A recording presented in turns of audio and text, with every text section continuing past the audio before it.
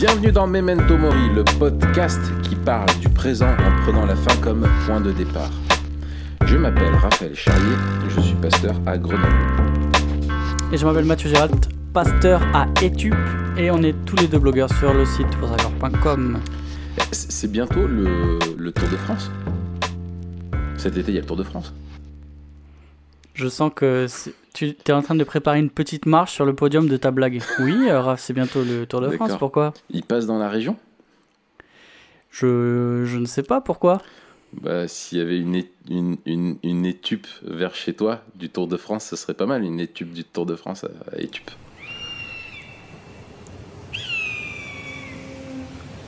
Et ben voilà, tu mettras le corbeau. J'espère que Dave sera rentré pour mettre le corbeau là. Mettre un petit corbeau vers là. Ouais. Ah, t'es dur. Hein. Raph. Ouais, désolé. Je voulais te demander un truc, puis j'ai oublié. Ah oui, t'es malade ou quoi ? Parce que là, ça fait 2 épisodes où tu tentes pas un jeu de mots ou une blague ou une voix bizarre sur ton introduction. Bah, l'année dernière, c'était assez sérieux. Quand même. Et là, bah, j'ai fait une blague, même en étant malade. Et oui, je suis toujours malade. Je suis toujours malade. En ce moment, Purée, mais elle dure longtemps cette maladie. Ouais, c'est la maladie la plus longue du monde. Incurable. Non, c'est un peu pénible. Mais bon, voilà, on fait avec. Alors, une fois n'est pas coutume, on va directement entamer la discussion, mon petit Raph. Tout à fait. Pas le temps de niaiser. Et aujourd'hui, pas le temps de niaiser.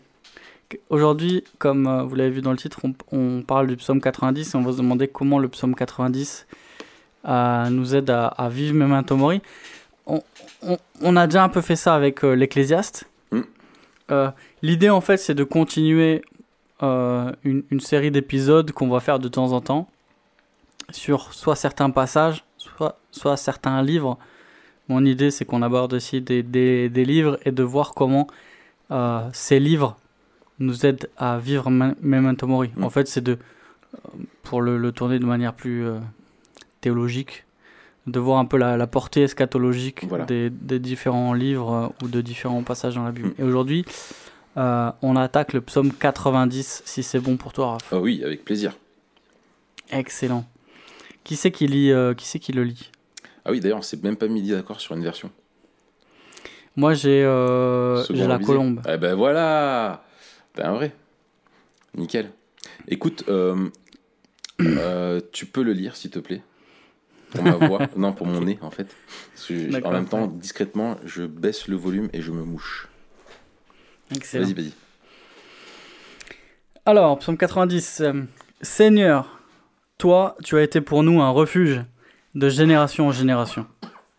Avant que les montagnes soient nées et que tu aies donné un commencement à la terre et au monde, d'éternité en éternité, tu es Dieu. Tu fais retourner l'homme à la poussière et tu dis, fils d'Adam, retournez. Car 1000 ans sont à tes yeux comme le jour d'hier quand il passe, et comme une veille de la nuit. Tu les emportes. Ils sont comme un instant de sommeil qui, le matin, passe comme l'herbe. Elle fleurit le matin et elle passe. On la coupe le soir et elle sèche. Nous défaillons par l'effet de ta colère, et ta fureur nous épouvante. Tu mets devant toi nos fautes, et à la lumière de ta face ce que nous dissimulons. Car tous nos jours déclinent par ton courroux. Nous voyons nos années s'achever comme un murmure. Le nombre de nos années s'élève à 70 ans, et si nous sommes vigoureux, à 80 ans. Et leur agitation n'est que peine et misère, car cela passe vite, et nous nous envolons. Qui reconnaît la force de ta colère et ton courroux, selon la crainte qui t'est due ? Enseigne-nous ainsi à compter nos jours, afin que nous conduisions notre cœur avec sagesse. Reviens, Éternel, jusqu'à quand ? Aie pitié de tes serviteurs. Rassasie-nous dès le matin de ta bienveillance, et nous serons triomphants et joyeux en toutes nos journées. Réjouis-nous autant de jours que tu nous as humiliés, autant d'années que nous avons vu le malheur. Que ton œuvre apparaisse à tes serviteurs, et ta splendeur sur leurs fils. Que la tendresse du Seigneur notre Dieu soit sur nous. Affermis pour nous l'ouvrage de nos mains. Oui, affermi l'ouvrage de nos mains. Jusqu'ici, la lecture. Alors, Raph, on a une petite indication de qui a écrit le psaume Ouais. tout au début, dans le verset 1 dans notre version. Ouais, c'est Moïse. C'est une prière de Moïse. Il est précisé homme de Dieu. Alors, à quelle occasion a été écrit le psaume? Ça, c'est une question qu'on doit se poser à chaque fois qu'on étudie un texte. À quelle occasion a été composé le psaume? Est-ce que tu le sais, Raph? Écoute, non. Bah, moi non plus. Et je doute que personne ne le sache. Oui, parce que le psaume lui-même ne donne pas d'indication particulière. C'est ça, ouais. On sait pas, et c'est vrai que ça nous aide pas à comprendre le psaume. Mais il y a des indices dans le psaume qui nous aident à voir le contexte. Peut-être 2 mots avant de contexte avant d'aborder les questions de contenu. Mais on voit que le ton général, c'est un appel à Dieu. Et on voit qu'il y a un aspect communautaire, en fait. Que Moïse parle de la colère de Dieu qui s'est abattue sur le peuple à cause de son péché. Ça, on voit au verset 7 et 8. Et on va voir que c'est dans ce cadre-là qu'à la fois il parle de la brièveté de la vie humaine, mais aussi de l'appel à ce que l'Éternel soit favorable de nouveau au peuple qui apparemment s'est éloigné de lui. Ouais. Est-ce que tu es d'accord avec ce cadre général? Oui, tout à fait. On est après la sortie d'Égypte et après la première grande désobéissance, quoi. Après, à quelle occasion en particulier ça a été écrit pendant les 40 ans dans le désert, ça, on n'en sait pas plus, mais ce que tu dis est pleinement satisfaisant pour moi. Mais dis donc, c'est beau. Ouais. Est-ce que tu as dégagé une structure du psaume? Est-ce qu'il y a quelque chose qui peut nous aider à comprendre? Moi j'en ai une, mais je serais curieux d'entendre la tienne. Oui, alors bon, comme je te le disais en off, je m'appuie sur toi parce que je l'ai pas bossé de ouf. Mais il me semble qu'il y a une première partie. Enfin, alors soit 3, soit 2 parties. Moi, je serais plutôt volontiers dans 2. Okay. Une première qui se termine au verset 12, hein, quand il en vient sur enseigne-nous à compter nos jours, afin que nous conduisions notre cœur avec sagesse. Il me semble là-dedans où en fait t'as la confession un peu du péché de Moïse devant Dieu, et du péché du peuple, et qui en même temps établit ce contraste entre Dieu et même la perception du temps en fait vue par Dieu et par l'homme, et en se rappelant du destin de l'homme qui est la mort face à ce Dieu qui lui est éternel. Et après il y a vraiment l'enseignement, donc voilà, à partir du verset 12 jusqu'à la fin, quel enseignement il tire de cela. Ou sinon, Okay. tu peux faire une première partie sur plutôt la confession, et ensuite une deuxième, voilà, qui va jusqu'au verset 12, un petit peu sur qui est Dieu et comment se contraste homme-Dieu, et après les enseignements qu'il en tire. Qu'est-ce que tu avais vu, toi? Ah ouais, moi j'avais vu un tout petit peu différent. J'avais vu 2 grosses parties et peut-être 4 petites. L'éternité de Dieu, versets 1 et 2. La brièveté de la vie humaine, versets 3 à 6. Et ensuite, la sagesse dans l'affliction, ou alors que Dieu nous donne la sagesse dans l'affliction, versets 7 à 12. Que Dieu nous donne la joie dans l'affliction, versets 13 à 17. Mais bon, on va voir dans tous les cas que le mais contenu... je pense qu'il y a vraiment là où on est sûr, c'est qu'il y a 1 à 12 et après il y a la suite, quoi. Je vais faire 2 gros morceaux. Ouais.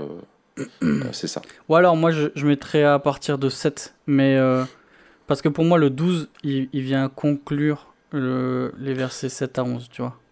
Ouais, il fait charnière entre les deux, quoi. Ouais. Mais alors, comment on pourrait résumer ce psaume? On a dit déjà quelques trucs en introduction, mais si on devait résumer en une phrase ou si on devait, je sais pas, résumer ce que Moïse voulait dire, qu'est-ce que Moïse voulait exprimer dans cette prière, à ton avis? Écoute, il me semble que euh, bah, il y a en partant de la confession du péché de ce qu'est le peuple, Moïse se place vraiment dans en contrastant en fait le côté éphémère de l'homme et l'éternité de Dieu et la seigneurie de Dieu, hein, sur la vie. Il y a cette importance d'apprendre à vivre sous le regard de Dieu, et de pas pécher, de pas commettre des fautes, et de pas gâcher notre vie. Mais il y a encore quelque chose, il me semble, de plus important là-dedans. Après, derrière, peut-être qu'on y reviendra, je garderai pour la suite. Super. Je pense, tu me dis si t'as, comme moi, je pense qu'on pourrait prendre le verset 12 un peu comme le verset clé du psaume. Enseigne-nous ainsi à compter nos jours, afin que nous conduisions notre cœur avec sagesse. Effectivement, on a ces deux notions-là de se rappeler de la brièveté de la vie humaine, et puis on va en parler plus longuement après, et de se conduire avec sagesse dans le cadre de la désobéissance. Et peut-être que, justement, la désobéissance a été due au fait qu'ils ont oublié qui ils étaient. Ils ont oublié un peu qu'ils étaient memento mori. Franchement, tout le cadre du psaume nous laisse à penser que la colère de Dieu, elle s'est abattue sur le peuple à cause de ses fautes. Et peut-être le rappel que l'homme n'est que poussière, ou alors n'est que passager, ça vient renforcer cette idée-là que peut-être les péchés du peuple ont été commis suite à un oubli de cette vérité-là. C'est dans ce sens aussi que va Jean Calvin, on mettra son commentaire en lien là. Vraiment une insistance que il faut reconnaître qui on est, que l'on passe et notre éternité. Pour pas faire comme s'il y avait que cette vie qui comptait, et souvent quand on est dans cette perspective là, on pêche en fait. Quand on oublie qu'on est memento mori, on pêche. Ouais. Alors je l'ai moins bossé, hein, mais tu vois, je me demande, c'est clair que le verset 12 est très important, apprendre à compter nos jours, afin que nous conduisions notre cœur avec sagesse. Ça, c'est hyper important. Mais je me demande, est-ce que c'est le départ ou la fin? Et il me semble que c'est plutôt le départ d'une vie justement sans péché, pour se détourner du péché qui a été confessé avant. Vraiment, c'est de dire, déjà se rappeler par le contraste qu'il fait entre qui est Dieu et qui est l'homme, et donc d'être sage, d'apprendre à vivre cette vie qui nous donne avec sagesse. Et je trouve que le verset 14 qui dit « Rassasie-nous dès le matin de ta bienveillance, et nous serons triomphants et joyeux en toutes nos journées ». Je me demande si c'est pas ça, tu vois, de dire de vouloir être rassasié de Dieu, encore plus important que de se rappeler qu'on est mortel, etc. Que ça commence par là, mais du coup, de se dire que chaque journée, chaque matin, nous voulons nous satisfaire dès le début de la journée de la présence de notre Dieu, parce qu'on sait qu'on est mortel, et que le but de notre vie est de le connaître et d'être pleinement satisfait en lui, quoi. Je trouve que ça, c'est un thème qui est très important, quoi. Ouais. Donc peut-être on attaque les 6 premiers versets. On on a ce contraste entre l'éternité de Dieu et la brièveté de l'homme. Et dès l'entrée du psaume, en fait, on a aussi la notion de refuge, de Dieu qui est un refuge. Et moi, c'est une première chose que je vois comme étant belle dans ce psaume, c'est de ne pas voir Dieu juste comme celui qui est éternel, celui qui a tout créé, verset 2, celui qui était avant tout et qui a donné un commencement à tout. Mais c'est que de génération en génération, Dieu a été et reste le refuge vers lequel on peut aller. Et c'est cette dimension aussi de la providence. Et ça aussi, c'est super fort chez Calvin. On en parlait quand on parlait de la providence. Et on mettra le lien sur l'épisode sur la providence. Mais c'est cette dimension que la grandeur de Dieu, l'éternité de Dieu, la puissance de Dieu, elle est liée à la bonté de Dieu et à sa providence. Et chez Calvin notamment, c'est hyper fort. Et la providence est une des manières dont Dieu se révèle dans le monde, dans la révélation générale. Et ici, on voit que Moïse, il met ça en premier. Ouais. On voit que la notion de Dieu qui a été un refuge pour le peuple de génération en génération, c'est le chapeau en fait sous lequel il va développer tout le reste de son psaume. Excellent, tout à fait. Et je trouve aussi ce qui est frappant là en le regardant un peu, c'est la façon dont si tu as ce contraste entre le côté éphémère de la vie de l'homme et l'éternité et l'immuabilité de Dieu. C'était un peuple qui était complètement qui était vagabond, quoi, qui était où tout était, il vivait dans une éphémérité permanente. Et tu as ce contraste avec l'éternité de Dieu, mais en même temps, paradoxalement, ce Dieu-là qui lui est éternel au-dessus de tout, qui est avant toute chose, etc. Et ben c'est le Dieu qui est ton refuge. Et je trouve très souvent on retrouve ça dans les Écritures. En même temps, le côté de ce Dieu qui est transcendant, au-dessus de toute chose, qui est éternel et qui en même temps est le Dieu qui est proche, qui est personnel et qui est qui est un Dieu qui a son peuple, quoi, qui connaît son peuple et et ce peuple trouve son refuge en lui. Excellent. Et puis c'est aussi ce refuge-là à qui Moïse fait appel à partir du verset 13, quoi.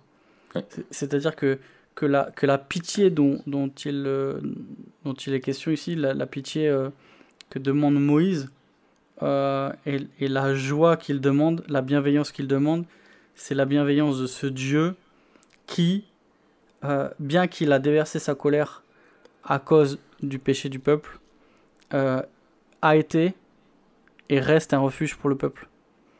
Et donc en fait on vient trouver refuge dans celui qui déverse sa colère.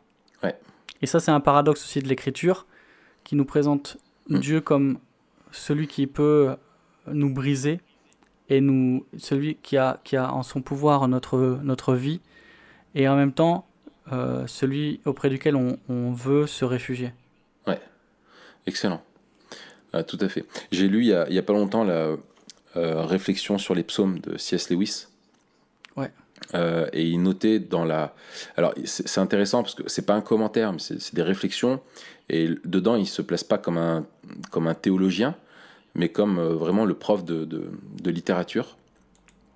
Et il dit quelque chose qui je trouve intéressant. Il montre que dans la poésie hébraïque, tu as vraiment ce côté de la plaidoirie de celui qui se sent inférieur vis-à-vis de Dieu.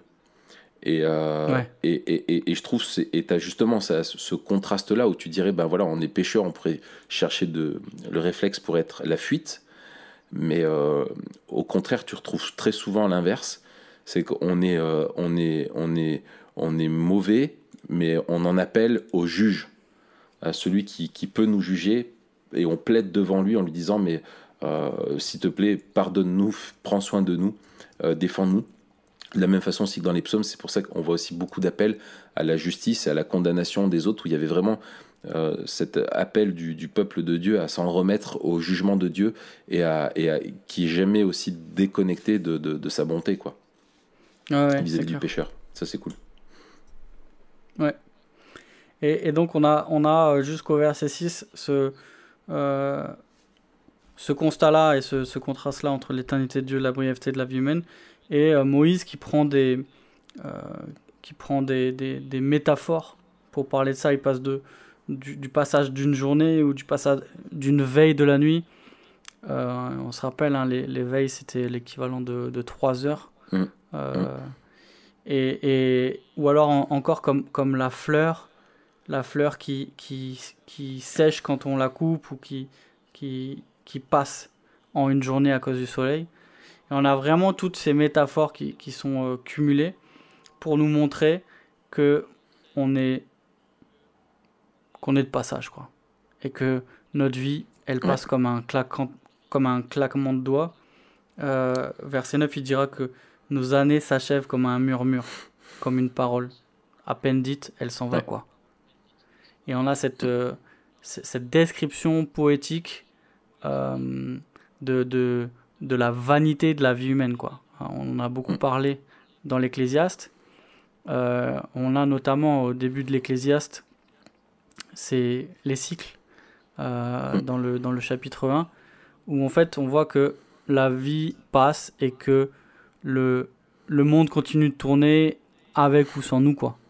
Et Ouais. on a comme ça une vision de l'histoire, ou dans l'histoire, quand il parle de génération en génération, d'éternité en éternité, il parle de 1000 ans comme un jour, et en fait c'est nous qui passons en un jour. Il Ouais. dit 1000 ans sont à tes yeux comme le jour d'hier quand il passe, et nous, il dit, on est comme une fleur ou comme de l'herbe qui passe en une journée. Mm. Tout à fait. Et donc ça nous remet dans la juste perspective. Ouais. Et je crois que ça parle particulièrement. Je pense que à l'époque, les gens étaient plutôt conscients à la fois tu vois, de leur insignifiance. Oui. Alors que maintenant, euh, pour Oui, que notre vie ait un sens, on a l'impression qu'il faut qu'on soit reconnu. oui, oui. Et en fait, on oublie qu'on est personne. Oui, oui. Et qu'on est mortel. On en avait parlé sur l'épisode sur la mort. C'est un des effets aussi de la modernité. On est loin de cette fragilité de la vie, quoi. Ouais, c'est ça. Et puis, je pense que c'est un des passages. C'est un des passages à la vie adulte, tu vois, la fin de l'enfance ou de l'adolescence. C'est de réaliser qu'on est mortel Mm. et qu'on est insignifiant, quoi. Ouais. Tu vois Et- Mm. que Tout les à gens fait. n'ont pas besoin de nous, que le monde plutôt n'a pas besoin de nous, quoi. Ouais. Et il y a une autre chose, je trouve, qui est en lien avec ça, je trouve au verset 7, quand je vois le contraste entre ce qui est, enfin, je veux dire, ce qui est peut-être euh, pour nous privé ou caché sur terre et public au ciel. Quand il rappelle que nous défaillons par l'effet de ta colère et ta fureur nous épouvante. Et verset 8, tu mets devant toi nos fautes et à la lumière de ta face ce que nous dissimulons. Et je trouve, on en parlait la semaine dernière sur la pornographie, sur ce qui est caché et ce qui est révélé. Ouais. Je trouve que tu as aussi ce rappel-là fort, c'est que devant Dieu, en fait, rien n'est caché.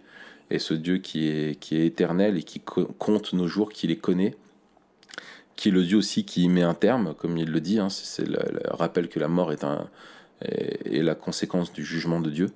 Elle n'est pas naturelle, elle ne survient pas au pif comme ça, parce qu'on a été programmé comme ça. Non, non, c'est vraiment le jugement de Dieu qui s'exerce. Tout ça sont tous des indicateurs de la providence de Dieu, qui sont là pour nous rappeler que nos actes comptent vraiment, C'est ça. et que Dieu les voit. Et puis on a cette idée du temps qui passe et qui nous emporte. Et en même temps, ce rappel-là de la souveraineté de Dieu. Verset 3, tu fais retourner l'homme à la poussière. Verset 5, Ouais. tu les emportes, ils sont comme un instant de sommeil. C'est ça. C'est Dieu qui dirige notre vie. Et même si la vie passe, c'est lui qui en est à la fois l'auteur et celui qui la soutient jusqu'à son terme. Ouais. Et je disais sur la brièveté de la vie, Calvin, dans son commentaire, insiste pas mal sur nous rappeler qu'on va mourir, nous rappeler que notre vie est fragile, pour pas penser qu'on est immortel et s'occuper des choses de la terre. C'est ça. Pas se préoccuper de ce monde. Mm. Pas faire comme s'il y avait que aujourd'hui. Mm. Et cette perspective-là, elle est super importante parce que souvent on voudrait tout faire dans cette vie et on vit avec des regrets, ou on pourrait vivre avec des regrets. Et cette perspective Memento Mori, elle nous aide à être radicaux et à faire des choix en fonction Ouais. de l'éternité. C'est-à-dire, dans l'éternité, on pourra faire plein de choses. En attendant, il y a des choses qu'on peut faire que maintenant. Ouais. Et notamment le mandat missionnaire. Une fois que l'éternité est là, on ne pourra plus. Ouais. Et donc, Memento Mori nous aide à nous détacher un peu de ce qui pourrait nous retenir aujourd'hui sur Terre. Ouais. Alors, on voit aussi dans les versets 7 à 11 qu'il y a beaucoup de mentions de la colère de Dieu, de la colère, de la fureur, le courroux. On voit qu'il y a peut-être mention de la colère, du courroux de Dieu. Verset 7, 8 et après verset 11. Et peut-être au milieu, encore une fois, la notion de la brièveté de la vie, où il dit au mieux on vit 80 ans, sinon on vit 70 ans, et en attendant, la vie c'est peine et misère, en attendant de passer. Et donc là il rappelle aussi avec force la vanité de la vie, qui est la vie sous le soleil, elle est dure, elle est courte et elle est frustrante. Ouais. Et encore une fois, on vit dans un monde qui voudrait faire de cette vie courte tout ce qu'on a, et de ce qu'il y a sur Terre tout ce qu'il y a. Et donc, on voit les gens s'évertuer à rechercher, à combler leur cœur par tous les moyens, durant le peu de temps qu'ils ont, avec des idoles qui vont finir par les décevoir, quoi. Ouais, c'est ça. Et je trouve le lien explicite que Moïse fait entre la colère de Dieu et la mort est important pour nous appeler à justement rappeler Memento Mori. C'est rappelez-vous qu'on va mourir parce que en fait Dieu est en colère contre le péché. C'est pas simplement ce fait-là, on en parlait tout à l'heure, quoi. Et quand tu dis que tu passes ton temps et ton énergie du coup à vivre déconnecté de ce jugement à venir, et comme si en fait ce que tu faisais ici-bas n'avait pas non seulement duré toujours, mais qui en plus ne concernait pas Dieu, c'est chaud, quoi, tu vois. Et en fait je pense qu'un de nos problèmes c'est peut-être que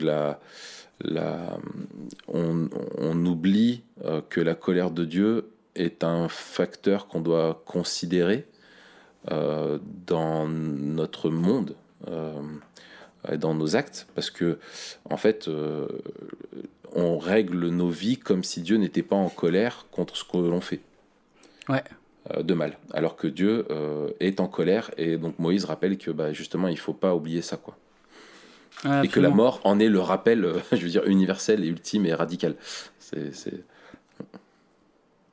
ça. La mort nous rappelle notre condition et notre statut. Et en même temps, il y a aussi, bien sûr qu'il ne faut pas oublier d'un côté que c'est écrit par Moïse et que Moïse parle du peuple dans la situation post-Exode.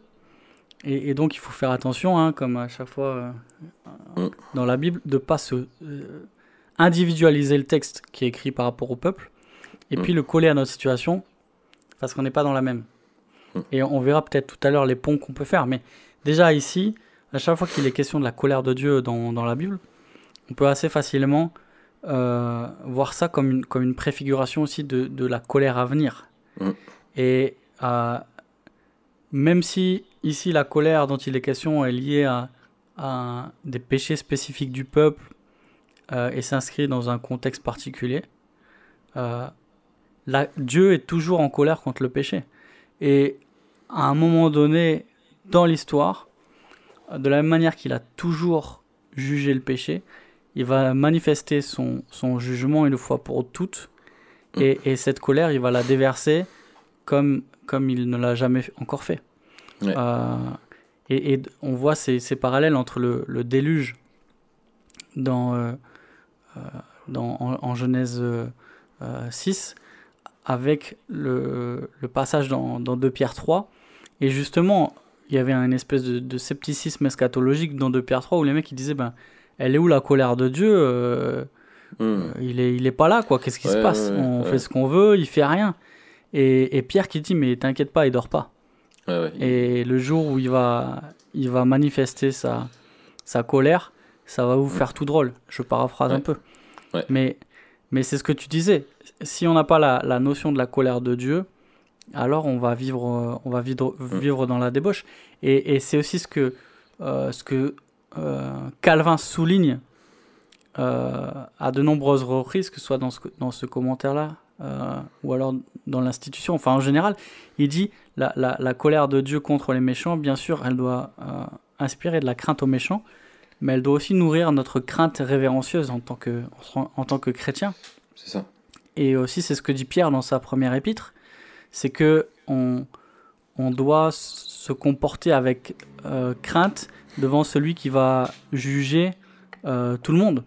La réalité du jugement de Dieu doit être aussi une motivation pour nous, pas une motivation comme une servitude, mais une motivation que le Dieu auquel on appartient est un Dieu saint.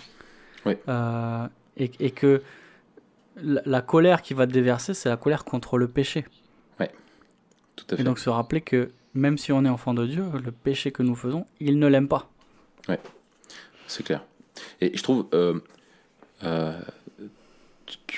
tu vois, la question qu'il pose au verset 11, qui reconnaît la force de ta colère et ton courroux selon la crainte qui t'est due. Souvent, t'as ces questions qui sont un peu lancées comme ça, où là, en l'occurrence, la réponse, apparemment, c'est personne, tu vois, et que t'as Moïse qui, si tu veux, qui est à la fois, t'as encore ce contraste où la mort nous rappelle à tous la colère de Dieu contre le péché, et en même temps, qui reconnaît l'intensité de la colère de Dieu, et finalement, on zappe tout ça, quoi. On l'oublie. Ouais. Et c'est vraiment un appel à prendre conscience de ça. Et je trouve que, bien entendu, quand tu pousses et que tu cherches le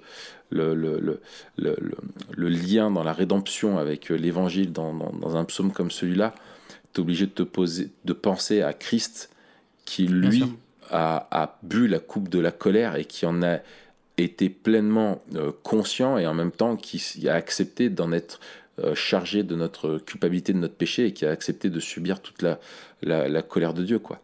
Et en fait, la réponse que Dieu donne à Moïse, qui reconnaît la force de ta colère, il dira c'est mon fils, quoi, qui va la reconnaître et qui va payer pour que nous n'ayons pas, nous, à la subir. Et ça, c'est ce parfait équilibre, dans le sens où il ne faut pas avoir peur de dire que nous avons des comptes à rendre à Dieu sur notre façon de vivre, parce que Dieu nous a créés, parce que nous sommes ses créatures, et parce qu'il est Dieu, et que Dieu doit être craint, doit être respecté parce qu'il est Dieu, mais que ce Dieu-là, dans sa bonté et son amour, nous aime, et du coup est prêt à tout faire pour nous transformer, nous pardonner et nous rendre capables de vivre non seulement Pas simplement en ne l'oubliant pas, mais en vivant pleinement pour lui.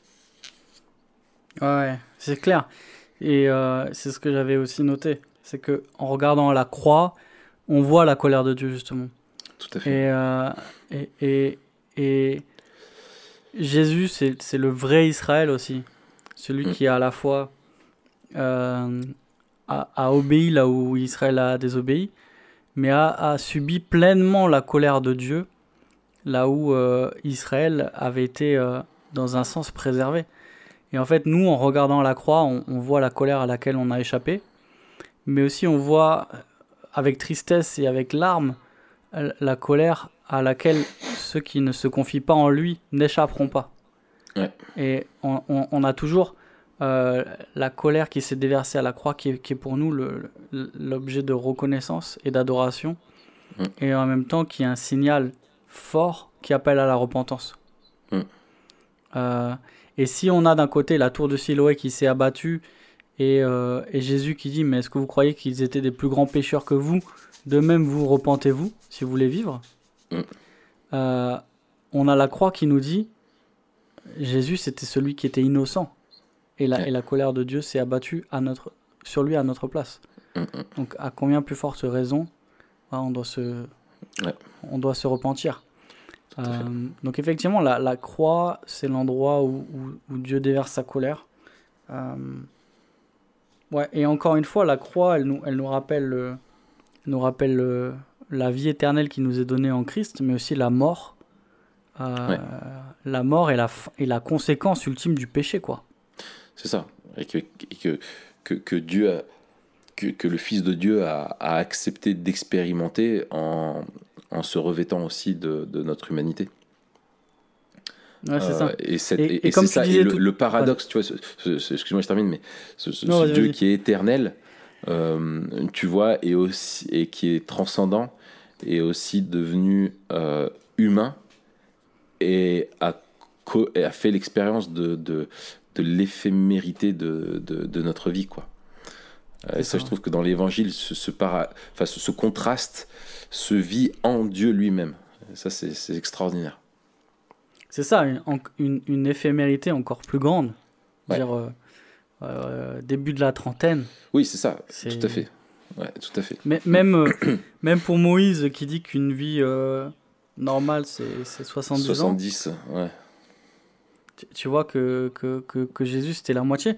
Et comme tu disais tout à l'heure, qui est très intéressant, c'est de voir dans le verset 9 et 10 que nos jours déclinent par ton courroux, donc la brièveté qui est liée à la colère de Dieu, mais qu'en même temps, en développant, il parle d'une vie avec une longueur normale. Ouais. Et tu as très bien fait, et c'est pour ça que je le souligne, parce que c'est vraiment excellent de rappeler ça, de dire que même une vie normale, en fait, elle prend fin à cause de la colère de Dieu qui punit le péché. Et même la plus longue des vies sur terre, elle n'est qu'un souffle. Et même la plus longue des vies est arrêtée à cause du péché. Et là, on voit quelque chose dont il faut se garder, qu'on répète souvent, c'est que la mort, la maladie, les épreuves ne sont pas forcément le résultat d'un péché direct. En particulier, mais toujours le résultat du péché. Tout à fait. Et ça, on le voit parce que apparemment, quand même, en parlant de la colère de Dieu, Moïse parle d'une situation particulière du peuple qui vit une affliction liée à un péché en particulier, ou des péchés en particulier. Mais à l'intérieur de ça, il rappelle que dans tous les cas, la brièveté de la vie, elle est liée au péché, en général. Ouais. Tout à fait. Le verset 12. Ouais. Le verset 12, qui est peut-être le verset le plus connu du psaume. Et le verset Memento Mori. Le verset Memento Mori. Si vous faites tatouer... non. On n'a pas parlé des tatouages encore, mais... On s'en fout. Alors, enseigne-nous ainsi à compter nos jours. Ça me semble assez clair. Peut-être j'aimerais qu'on développe la deuxième partie et le lien entre les deux parties de la phrase. Que Dieu nous enseigne à compter nos jours. sous-entendu à nous rappeler de la brièveté de notre vie, hein, c'est tout ce qui est développé au-dessus, Ouais. pour conduire notre cœur avec sagesse. Ouais. Alors comment toi tu vois le lien entre se rappeler ça et se conduire avec sagesse? En gros, c'est vraiment la question de base de Memento Mori. Hein. Ouais, c'est ça. C'est comment se rappeler ouais. qu'on va mourir nous aide à vivre avec sagesse. C'est ça. C'est tout ce qui est en lien avec tout ce qu'il dit avant, sur le fait qu'on vit devant Dieu, que rien n'est caché devant lui, que on est jugé par Dieu, avec ce rappel aussi de la mort, et qu'on est créé par Dieu. Tout dans notre vie nous rattache à Dieu. Son origine, sa fin et son quotidien, tout nous rattache à Dieu. Et donc, se rappeler de cela, c'est se rappeler en fait notre dépendance de Dieu aujourd'hui. Quand tu considères l'origine et la fin de ta vie, tu prends les deux bornes, ça te rappelle que ton quotidien et chaque jour de ta vie, en gros, sont également liés à Dieu.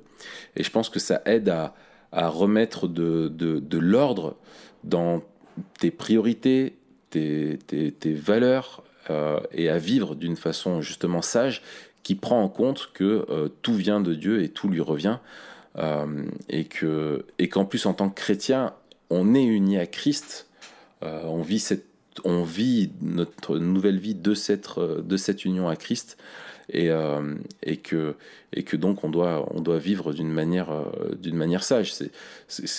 Quand tu prends connaissance et que tu te rappelles à ta conscience justement la finalité des choses, ça t'aide à remettre du sens sur ton quotidien. Ouais, exactement. Et puis de manière générale, hein, la sagesse est toujours liée à l'observance de la Torah, de la loi. Ouais. Et tu vois, il y a cette dimension de la sagesse aussi. Nous, on vit dans une société... C'est marrant parce qu'il y a pour moi, il y a un double glissement. On a été une société de l'information pendant très longtemps. Et maintenant, on est une société de l'opinion et de l'expérience. Oui. Avant, je pense... Voilà, là, c'est des thèses que j'avance un peu comme ça, de manière grossière, tu vois. Mais vas-y, mais c'est ton podcast, hein, tu peux avancer ce que tu veux, de toute façon. D'accord, mais t'hésites pas à me corriger parce que c'est aussi ton podcast. Tu vois, je pense avant, il y avait vraiment la communication avec de l'information, pardon, avec des médias à une voix. C'est-à-dire c'était vraiment des médias d'information comme la télévision, les journaux, etc. L'ORTF. Avec l'ORTF. Je remonte loin. Ouais. Mais tu vois, c'était... Voilà, on apprend des choses. Ouais. Avec l'avènement d'Internet, et notamment Internet 2.0 dans les années 2010, l'émergence des réseaux sociaux, etc., on a été assez vite dans une société moins d'informations, mais aussi d'opinion, où chacun pouvait donner son opinion, et où la doxa, la pensée un peu générale, était dictée par des consensus, plutôt que par des arguments d'autorité qui étaient encore en vigueur dans la société de l'information. C'est-à-dire maintenant, on n'a plus besoin d'être un spécialiste pour dire quelque chose de vrai, mais si on est plein à dire la même chose, et ben ça s'inscrit en vrai. Ouais, l'opinion est égale à l'information, quoi. Moi, je pense que ça. Donc c'est ça qui s'est passé. Et je pense qu'on est en train de vivre aussi, en même temps avec l'opinion, l'expérience. Et on a de plus en plus de témoignages ou de paroles, et c'est lié à l'opinion, hein, de paroles qui sont données à des gens qui ont fait l'expérience de telle ou telle réalité. On a aussi sur Instagram et le développement de tout ce qui est lifestyle, etc., une valorisation de l'expérience au même rang. Enfin, l'expérience devient vérité un peu. Ouais. Et avant, c'est je sais, on m'a dit, donc c'est vrai. Ouais. Dans l'opinion, c'est je dis, donc c'est vrai. Et dans l'expérience, c'est je vis, donc c'est vrai. Ouais. Tu vois, l'autre jour, il y avait. Ça me fait penser à ça. Quand il y a eu l'incendie à Notre-Dame de Paris, t'as Dupont-Aignan, alors qui n'en rate pas une. Euh, franchement, C'est un peu notre guignol. il est. Enfin, ouais, bon, enfin bref, voilà, faut rester sage dans notre façon de parler de ce monsieur. Voilà, c'est ça. Voilà. Il arrive devant les micros. Mais le mec, mais tu voyais le truc, mais tellement c'était fake.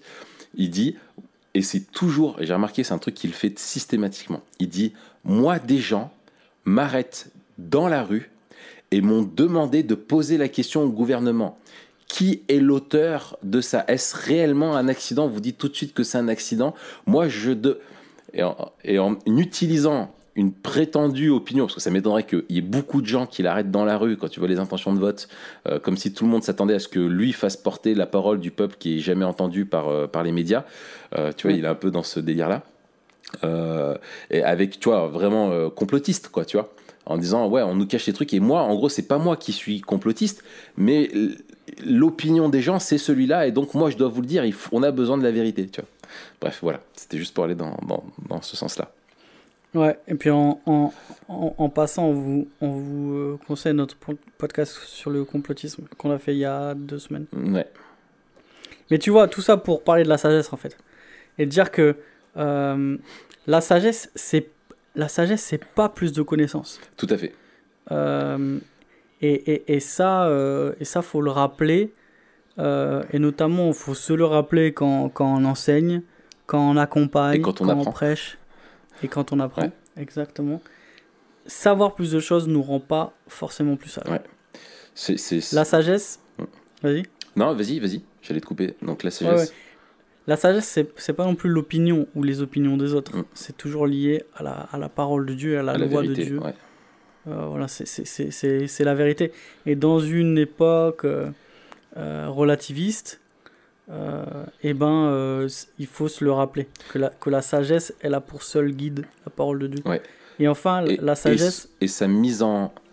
Si tu veux, sa mise en...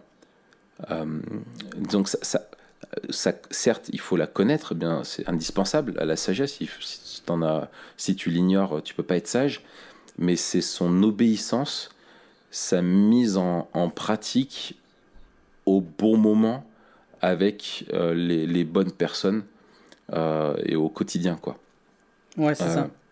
C'est Os Guinness qui rappelle que justement à notre époque où tu as justement les mass médias et qu'on apprend, on a connaissance d'énormément de choses, que le défi du peuple de Dieu n'est pas la connaissance mais la sagesse. Et ouais. Je trouve il a complètement raison. Excellent, tu m'as grillé ma conclusion, mais excuse-moi. C'est d'habitude c'est toi qui le fais. C'est toi qui le fais.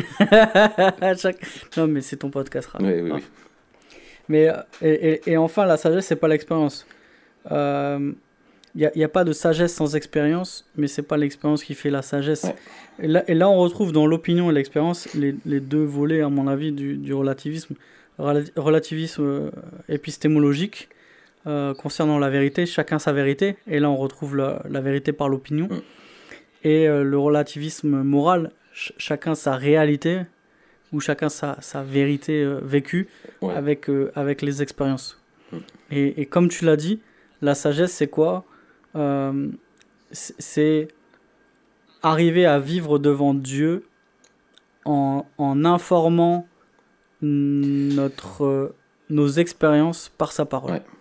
Puis de toute façon, quand tu es dans le relativisme, tu es obligé de réduire toute l'éthique à peau de chagrin et vraiment à des choses qui ne sont pas encore remises en question parce que justement, vu que c'est ta vérité et que tu pars du postulat que chacun peut avoir son opinion et du coup sa vérité sur les choses, ça te pousse à avoir la conséquence va être de plus en plus de dérèglements, de plus en plus de péchés, alors qui vont être socialement dans ta culture plus ou moins acceptés ou tolérés, mais ça n'amène qu'à un délitement et une désintégration de notre vie devant Dieu. Et je pense que Moïse rappelle justement avec la mort et la colère de Dieu que c'est grave, quoi. Ouais, c'est ça.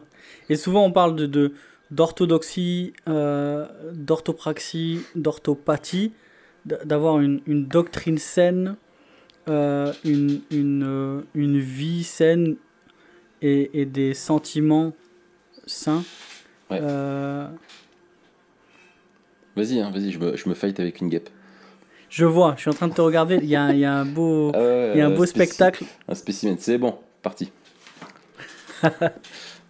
Et la sagesse, ça concerne tout ça. Ouais. La sagesse, c'est pas que la tête. La sagesse, c'est pas que le cœur. La sagesse, c'est pas que les mains. La sagesse, c'est toute sa vie. Vivre toute sa vie coram Deo. On fait un petit coucou à Guillaume et Pascal. Mais c'est devant Dieu. Et en quoi ça a un lien avec Memento Mori? Eh ben, on se rappelle en fait que la sagesse, elle commence par voir la vie telle qu'elle est. Et on se rappelle dans l'Ecclésiaste, qu'est-ce que ça nous dit? Ça nous dit de voir à la fois sa vanité et de voir à l'intérieur de cette vanité la bonté de Dieu. Ouais. Et en se rappelant en tout quelle sera sa fin et que tous passeront en jugement. Ouais. Et la sagesse, c'est ça. Ouais. Elle prend en compte la vanité, elle prend en compte la brièveté de la vie, elle prend en compte le jugement à venir, et à l'intérieur de ça, elle prend Dieu comme refuge. Ouais, excellent. Excellent. On a la dernière partie, donc, qui est une requête, une supplication. Supplication de Moïse. Et c'est intéressant parce que il parle de la brièveté de la vie. Il parle de l'affliction. Et Moïse, il demande pas à ce que Dieu change les circonstances du peuple, mais plutôt qu'il change les dispositions du peuple. Oui, c'est ça. Et il dit, au sein de l'affliction, donne-nous la sagesse. Il dit, au sein de l'affliction, aide-nous à vivre comme tu le veux. Et au sein de l'affliction, à partir du verset 13, remplis-nous de ta joie. Et en fait, c'est une supplication au milieu de l'affliction de faire Dieu notre refuge, comme il dit au début du psaume, et de regarder à Dieu et à sa providence plutôt que regarder aux circonstances. Ouais. Et ça, pour moi, justement, sur l'importance de la disposition du cœur, qui est essentielle, je trouve ce qui est frappant pour moi, c'est que vraiment la satisfaction quotidienne et de Dieu, trouver sa satisfaction à se rassasier-nous de ta bienveillance, tu vois, dès le matin, tu pars, si tu veux, du fait, pour moi j'ai l'impression qu'il oppose le fait du peuple de Dieu qui a fait n'importe quoi et son plus grand besoin en fait, et pour justement vivre d'une façon qui plaît en Dieu, eh bien c'est d'être rassasié de Dieu. C'est ça que Dieu désire finalement pour nos vies, c'est qu'on se rassasie pleinement de lui et qu'on n'aille pas chercher ailleurs, et que c'est la réponse, c'est ce pourquoi on est créé, c'est l'appel que Dieu nous lance, et c'est la réponse en fait qui nous demande d'avoir. Tu vois, à nous tourner vers lui et à chercher à trouver notre plaisir en lui, et que tout commence, tu vois, je trouve ce côté du matin où il réinscrit tu vois, tous ces marqueurs de temporalité, tu vois, le matin, toutes nos journées, toute notre vie, etc., qui revient là dans ces versets-là. Et ben, je trouve que c'est merveilleux, parce que c'est en se tournant vers Dieu et en faisant de Dieu l'objet de notre satisfaction, et d'ailleurs qu'on ne peut trouver que en lui, parce qu'on a été créé pour ça, et bien que notre vie est triomphante, et que toutes nos journées sont triomphantes, peu importe les circonstances. Ouais, exactement. Et puis, on a la notion de la joie et de la réjouissance qui vient de Dieu et qui est possible. Ouais. Et bien que la vie soit courte et pénible, c'est ce que dit le psaume, verset 10, c'est ça, la vie est courte et pénible, et ben on peut se réjouir en Dieu. Et ça c'est super beau, et ça nous parle directement. Et une autre chose, c'est que on a la marque du peuple qui est passif et qui subit. La seule chose où il est actif, en fait, c'est quoi? C'est quand il cache ses fautes, qui dissimule ses fautes. Mais sinon, le peuple est passif et subit le passage du temps, qui est un jugement de Dieu. Et il subit aussi l'humiliation de l'affliction, qui est aussi un jugement de Dieu. Il dit, verset 15, « Réjouis-nous autant de jours que tu nous as humiliés. » Et en fait, le peuple, on le voit, qui est dans une dépendance totale à Dieu, demande à Dieu, à l'intérieur de ça, que Dieu intervienne. Et bien sûr, on a cette dimension-là, on le sait déjà avec les écrits de Moïse, où Moïse appelle le peuple à revenir à l'Éternel, qui sera un cri qui sera partagé par les prophètes de l'Ancien Testament. Revenez à l'Éternel, revenez à l'Éternel. Et là, le cri de Moïse, c'est intéressant, c'est que Dieu revienne. C'est à l'Éternel de revenir, parce que dans tout le psaume, on voit que le peuple est entièrement dépendant de l'Éternel, et que si l'Éternel ne revient pas, alors le peuple ne pourra pas se sortir de sa torpeur. Au final, tout dépend de la providence de Dieu. C'est ça. Et ce côté un petit peu de compensation que tu as, où il demande que Dieu accorde autant d'années de bonheur que d'années d'affliction passées, tu as une disproportion, et ça c'est la portée eschatologique qui est merveilleuse, où en fait la proportion entre les années d'affliction et les années dans l'éternité d'âge en âge qu'on connaîtra de joie, et dans lesquelles Dieu déversera abondamment sa bienveillance, là à ce moment-là, en écrivant ça, Moïse ne touche même pas ça du doigt, quoi, tu vois. Et c'est ça qui est merveilleux, je trouve, aussi dans la façon dont Dieu s'est révélé progressivement dans les Écritures, et a révélé aussi l'eschatologie progressivement. C'est que l'espérance est au-delà de tout ce qu'on peut envisager, mesurer. Et même quand je disais tout à l'heure qu'on voit Moïse qui est à ça vraiment dans les psaumes, de ce côté de plaider devant Dieu, on pourrait dire déjà, mais pour qui il se prend à plaider pour demander, on a galéré tant d'années et maintenant donne-nous ça autant en retour. Mais en fait, c'est ce que Dieu veut nous offrir, et encore au-delà de tout ça. On peut jamais plaider à la hauteur de ce que Dieu veut nous offrir, tu vois. C'est ça. Et que l'amour de Dieu surpasse tout ce qu'on peut imaginer, penser. Enfin, c'est ce que Paul dit dans Éphésiens aussi, quoi, tu vois. Oui, c'est ça. Et Dieu, dans sa providence, est comme un père pour ses enfants, et nous appelle à demander ce qu'il veut nous donner. C'est ça. Et donc c'est jamais, si on la comprend bien sûr, c'est jamais un défaut de demander sa bénédiction à Dieu, au contraire. Si on ne demande pas sa bénédiction à Dieu, qu'est-ce qu'on attend de lui? C'est ça. Et peut-être dernier aspect que je voulais souligner, les versets 12 et 13, et le 13 est aussi un verset hautement memento mori,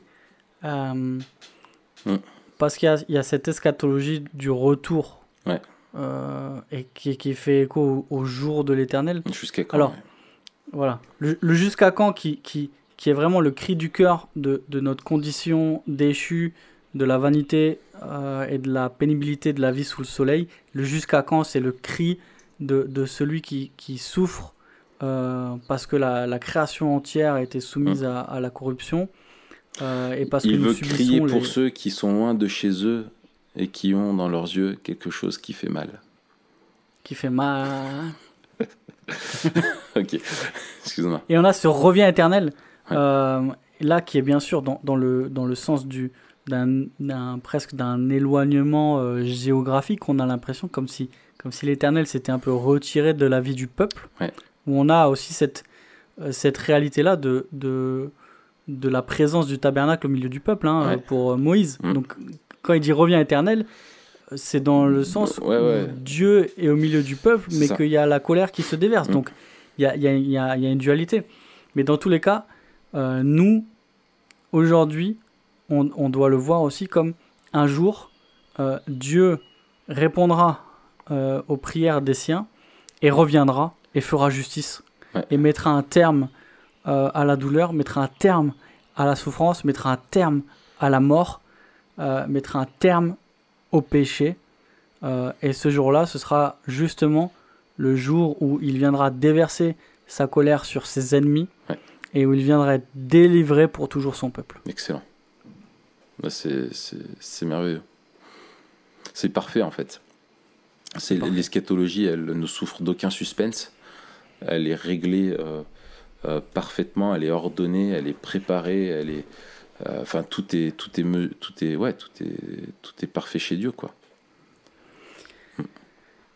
Aïe aïe aïe, ce psaume-là, il m'a fait du bien. Ouais, carrément. Ce que je trouve aussi, tu vois, t'as ce désir, t'as toute la réflexion donc sur le temps et ce contraste vie de l'homme, éternité de Dieu, et t'as aussi ce fait que je trouve dans la sagesse de Moïse, t'as le fait, on a oublié qu'on est mortel, apprends-nous à compter tu vois les jours, à revenir sur quelque chose d'être finalement, et la spiritualité chrétienne, elle a une portée eschatologique, mais cette portée eschatologique, paradoxalement, elle ne s'expérimente que dans le présent. Ouais. Et dans un présent qui est conscient à cette eschatologie à venir, et à cette éternité à venir. Et je trouve que ce verset 14, qui, en fait, là, en le lisant, vraiment m'a frappé, quoi, tu vois, cette soif d'être rassasié dès le matin de la bienveillance de Dieu, et pour être triomphant et joyeux en toutes nos journées. Et cette demande d'être réjoui autant de jours, tu vois, et de faire cette expérience finalement qui se répète quotidiennement, de trouver sa satisfaction en Dieu, finalement dans cette vie sous le soleil, dans cette vie où on doit apprendre à compter nos jours.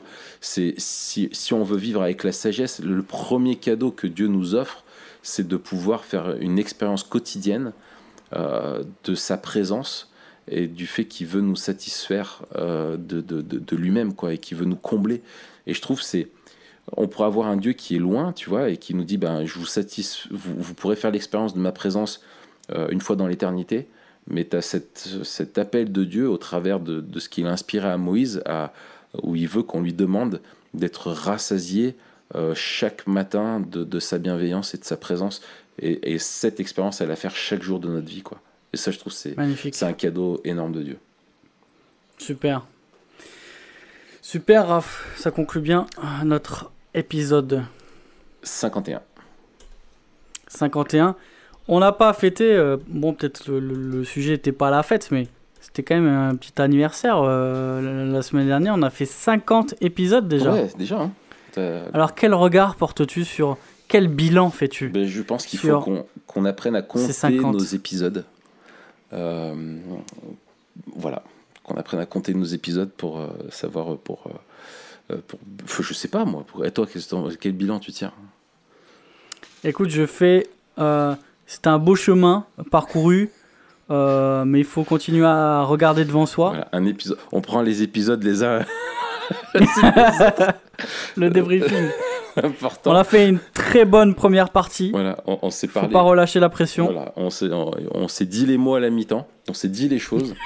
Mais c'est un travail d'équipe qu'on veut pas abandonner. Il faut qu'on soit solidaires les uns des autres, qu'on fasse les efforts jusqu'au bout dans chaque épisode, et qu'on se concentre. On veut pas relâcher la pression. Voilà, et surtout qu'on n'oublie pas de prendre beaucoup de plaisir sur le terrain du podcast. Bien sûr, ouais. Merci Raph pour cette analyse. Je t'en prie, Mathieu. La semaine prochaine, on parle de quoi? Je sais pas de quoi on parle. Quelle question. Alors surprise. Non. Je crois que nous allons parler de quelque chose d'assez sympa. C'était un sujet qui, comme tous les sujets qu'on amène, nous intéresse et nous tient à cœur, puisque, en fait, c'est notre podcast. Donc, je veux dire, on va pas apporter un sujet qui nous plaît pas, mais on va se préparer pour les vacances, parce que nous allons parler du tourisme. Voilà, et puis comme tu es un gros touriste, ça va... Exactement, on est des professionnels du tourisme, donc voilà. On sait de quoi on parle. Mais là, pour le moment, on est... Est-ce qu'on a une incertitude sur la date ou pas? Le doute plane. Voilà. Parce que, pourquoi? Parce que le podcast est fait pour l'homme, mais pas l'homme pour le podcast. Voilà. Et donc, comme il y a la naissance à venir... Voilà. Il y aura peut-être 1 ou 2 semaines où Matt va... On sait pas. Voilà. Comme on l'a dit, on va pas relâcher la pression. On va pas abandonner les efforts qu'on a fournis jusqu'ici. On va continuer sur notre lancée. Ouais, on est là. On a promis certaines choses et on va tenir notre parole. Ouais. Donc voilà, on vous dit à la semaine prochaine. Yes. En attendant, mettez 5 étoiles. Voilà, abonnez-vous. Mettez-nous un petit commentaire. On regarde pas mal de SoundCloud. Donc si vous nous dites des trucs sur SoundCloud, normalement on répond. Si on l'a pas fait, on est désolé. Ouais. Mais on regarde tout ce que vous nous dites avec plaisir. Voilà, et ben comptez bien vos jours. Et à bientôt. Allez, bye Raph.